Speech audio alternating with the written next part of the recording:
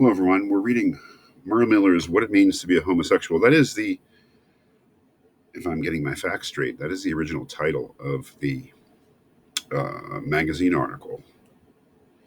It has been republished, I think maybe it was originally published in the 70s, under the title What It Means to Be Different, On Being Different, On Being Different. Um, that may be a sign of the fate of the word homosexual, which doesn't really sound quite right anymore, I think, but that's a matter of judgment. In any case, it was a landmark article by, not the most famous guy in the world, but certainly a accepted establishment writer. He'd been editor at Time magazine. He had written some novels. He wrote or was engaged in a oral biography of President Truman. Really rather middle class establishment type. And so when he wrote this, it was something of an event. That is, a man writing on these issues and writing on these issues openly as a gay man. It's interesting. He starts with that quote from E.M. Forster, who just happens to be a favorite novelist of mine. Um, Forster's idea that it's personal loyalty that matters much more than patriotic loyalty. Um, I'm not entirely sure why he quotes that from Forster. That idea that Forster says, I hope that I would have the guts to betray my country rather than my friend if I had to make a choice. Um, my guess, and it's just a guess, is that considering some of the things he says later, that Miller's not very proud of his previous behavior. One of the things that he says about his being in the closet and his failure to speak up about the rights of gay people. He says, "What a fink I was." Maybe the word "fink," F-I-N-K, is not exactly the most current word, but it used to be a fairly common word to describe somebody. And he's describing himself not well. He's not proud of himself when he says, "What a fink I was." And maybe that's the meaning of that quote from Forster. That is that he should have been more loyal to himself and to gay people than to the general community, which was generally homophobic community. He chose the wrong party to be loyal to, and maybe he's done with that finally at the age of 50. Uh, he does refer, in passing at least, to Epstein's article, quotes from it, and um,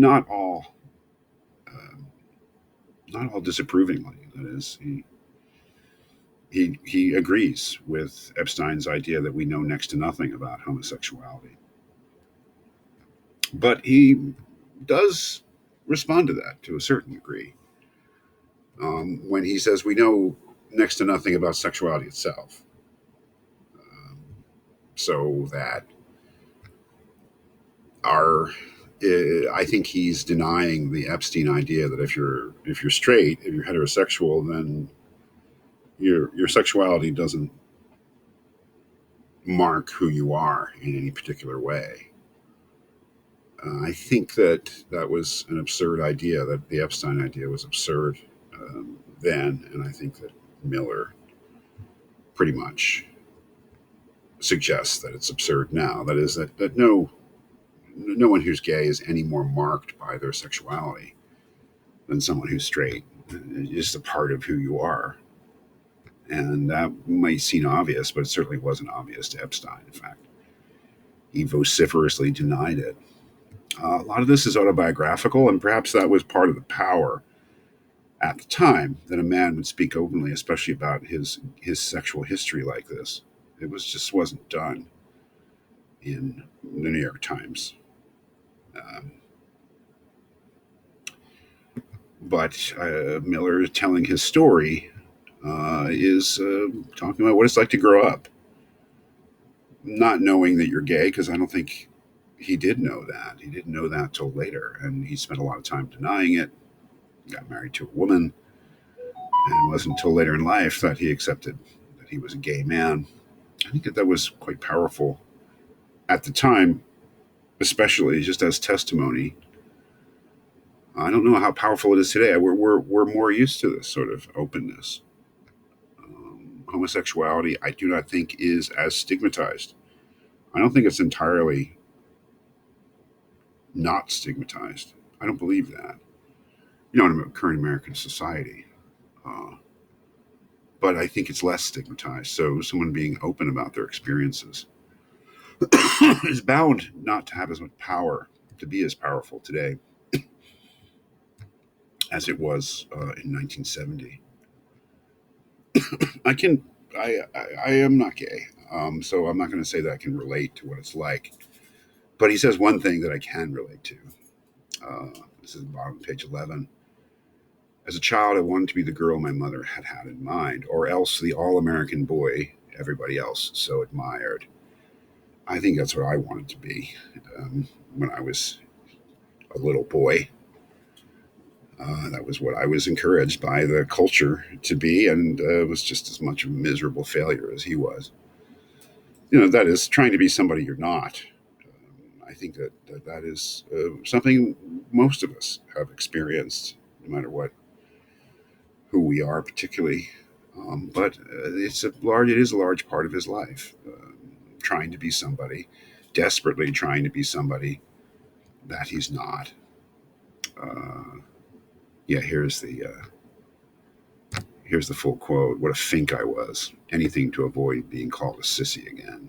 Just how the pressures, the social pressures of conformity, and maybe that's not something that Epstein really talks about, are so strong, especially when we're young. Not to be ostracized, not to be outcast. We want to be accepted. I think that most of us do. I think it's a very lucky and strong personality that doesn't from an early age. I think for most of us, not really caring what people say about us is a hard fought victory of maturity. And one of the more memorable things that Miller says is that sticks and stones really, that names really do hurt. It's not just sticks and stones that break your bones. Names really do hurt. And he was deeply affected by the abuse that he took as a child for perceptions about his femininity or perceptions about him being a so-called sissy. That it's a lasting pain, even when we grow up and supposedly get over these things. We don't. There is a school of thought that we never really get over the pains of our childhood, and I'm afraid I believe that as well. So yeah, it's a story of a man who took a long time to accept who he was, and that he had every reason to be a coward about it. Really, I think is what he's saying. I was a coward. I was a fake. I betrayed myself and the people that I should have supported. Um, I did ask you this question about the Huey Newton quote. Huey Newton was a I don't know what you call him, radical civil rights, radical black rights revolutionary, Black Panther, who said that maybe the homosexual could be the most revolutionary. I thought that was a very interesting quote, especially given the time. I don't know if it would be said today with quite the same meaning, but that at least in Newton's estimation, a gay person might be the most likely and most revolutionary person of all. So yeah, I don't know what else to say about the thematically about the thing. It is very powerful.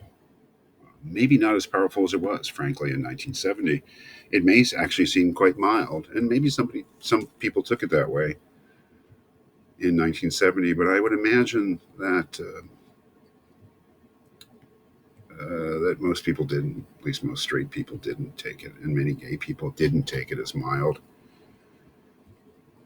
To them, just a man speaking openly about his experience as a gay man, maybe that in itself was radical.